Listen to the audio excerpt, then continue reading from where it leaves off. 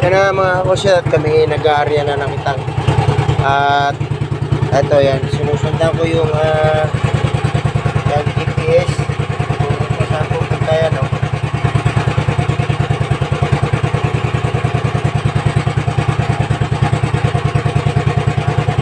Yan yung inaarya namin. Ayan ay nasa kantuhan ng mga batuhan. Kaya kailangan ay ma-perfect yung gayang guhit niya na kulay pula.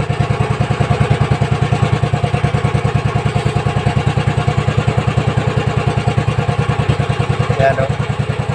Kung saan ako liligo, doon din pupunta yung araw na yan o.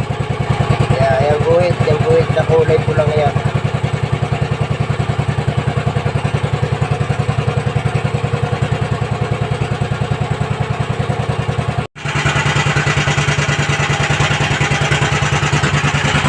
At yan at nag-aarya naman ang kitang sinano.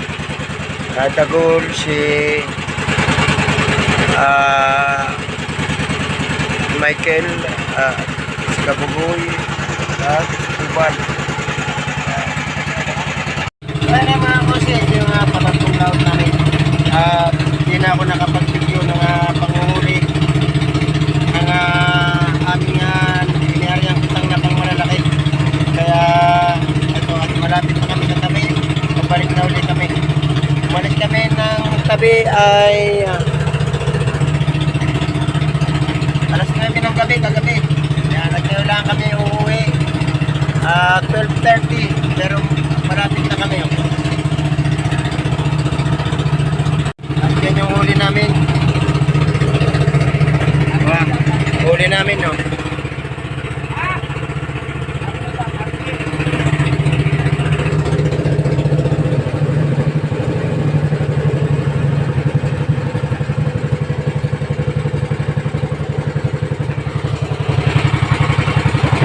Yan, at siyempre kompleto pa rin kami. Hindi na pala. So yun na mga kosi, bali kami ay 6 lang ngayon na lumaot. Yan si Michael,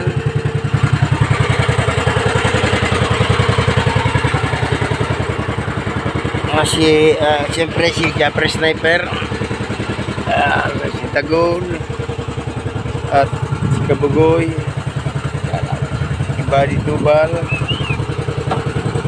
Kaming 6 ngayon ang lumaot. Yan o, lalaki. May 30 kaya, wala mga 20 lang yan o. Ito yung pinakamalaki, yung huling ano no. Yung naputo. Naiwan natin yun, nawala.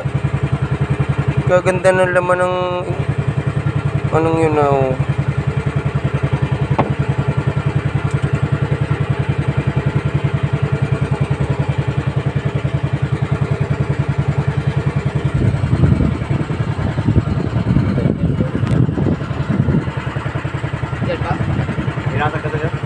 Yan, malapit na kami sa tabi. At nag-picture tape nila kami din eh.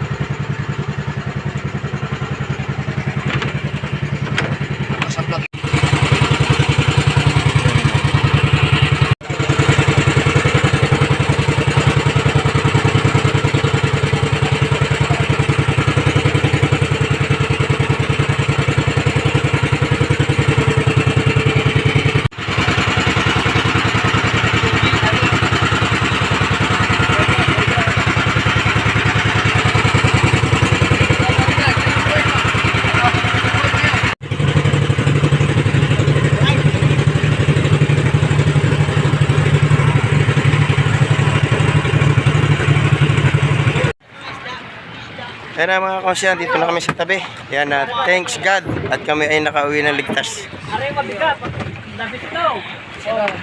Yan, ito yung, kami pa rin yung magkakasama, kaming 6. Salamat sa Diyos at kami ay pinagpala ngayong araw na ito.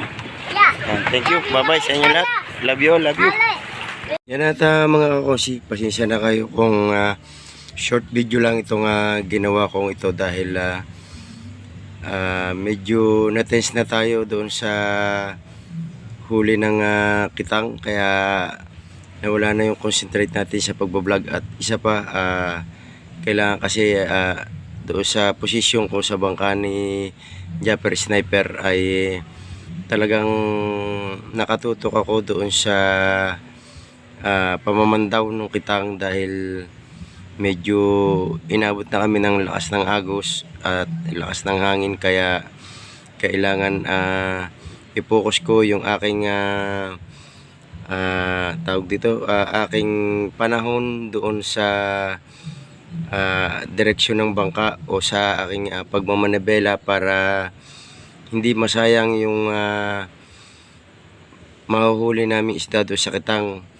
Unang-una, mahirap kasi yung posisyon ko doon dahil hindi ako pwedeng maghawak ng cellphone or GoPro habang namamandaw ang tropa dahil magpapaiba-iba yung direksyon ng bangka.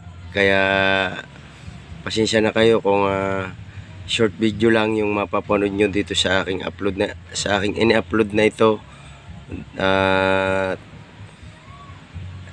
Natuwa ako dahil sa ganda ng aming mga huli ay doon na lang ako nag-focus at hindi ko na naisip na mag-vlog din ng mahaba. At talagang yung tuwa na lang din ang aking naramdaman ng mga oras na yon nung makita ko yung mga malalaking isda, lalo na nung naandun pa sa ilalim ng tubig. Talagang nakaka-excite na tingnan na ganong kalaki o ganong karami yung nahuli namin nung araw na ito. Kaya pasalamat pa rin ako kay Lord at kami ay biniyaan niya ng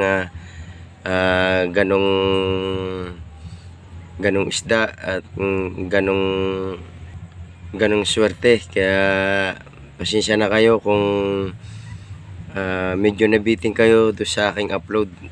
Sana ay maunawaan niyo ako sa aking trabaho ng pagsama dito sa bangka ni Japper Sniper dahil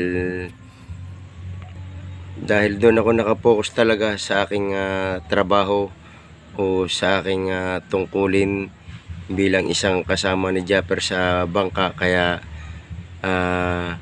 hindi ako gasinong nagbablog. Kung mapapansin ninyo, halos kada laot namin ay isa lang ng isa yung aking na-upload. Kaya pasensya na kayo mga kakonsi kung madalang kayo makapanood ng aking mga video o aking mga vlog.